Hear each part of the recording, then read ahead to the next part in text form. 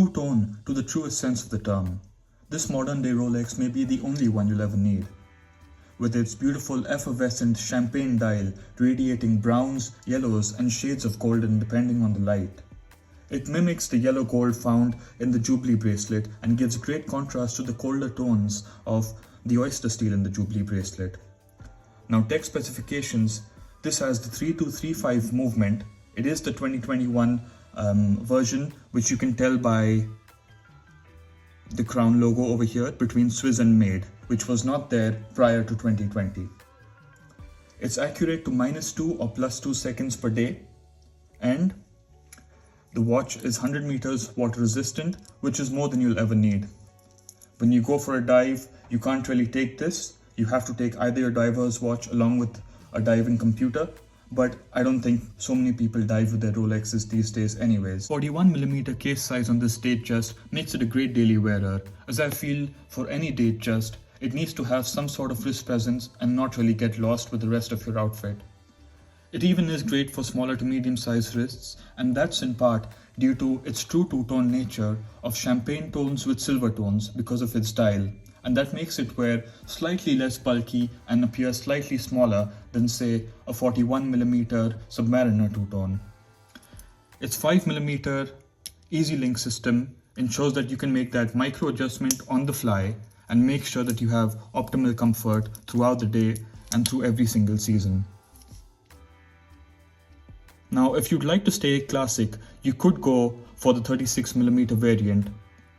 It comes in the same configuration, and it also comes with a fluted or a ridged sort of dial.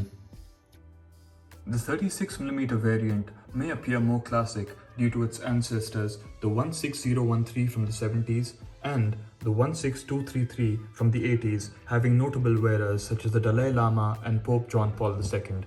But I feel 41mm in this day and age is the perfect match. For many people, the first touch point they have to Rolex is a sporting event or at the airport, where Rolex is advertising through their giant clocks that have a large golden fluted bezel and a plain dial with stick and dices, either white or otherwise.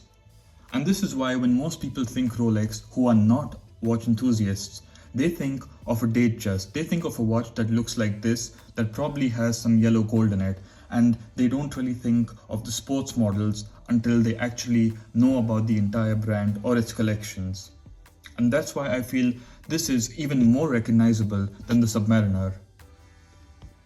The Jubilee bracelet has a distinct silky finish to it, and it even feels so in your hands.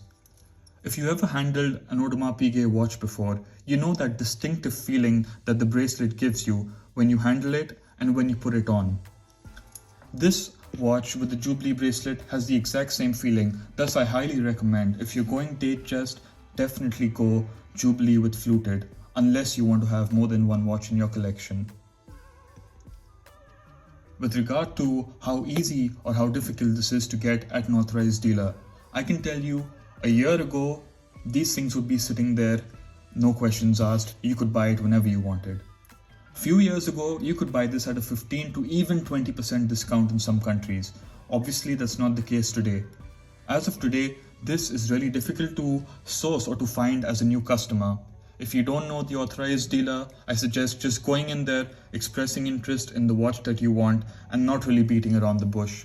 They appreciate it, and wait times for this watch can be maybe 6 months to a year and upwards of that.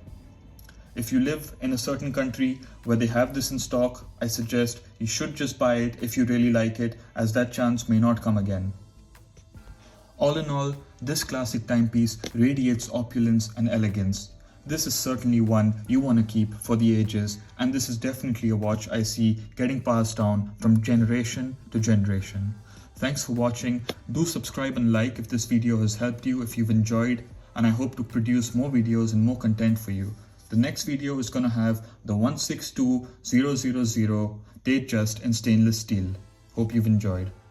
Finally, the retail price of this watch. It was bought in France for a retail price of 12,450 euros, which translates to roughly $14,100. And an interesting point to note about precious metal Rolexes in France, if you've ever bought one, is they're legally required to have distinctive hallmarks, one over here and two behind the Jubilee bracelet there and there.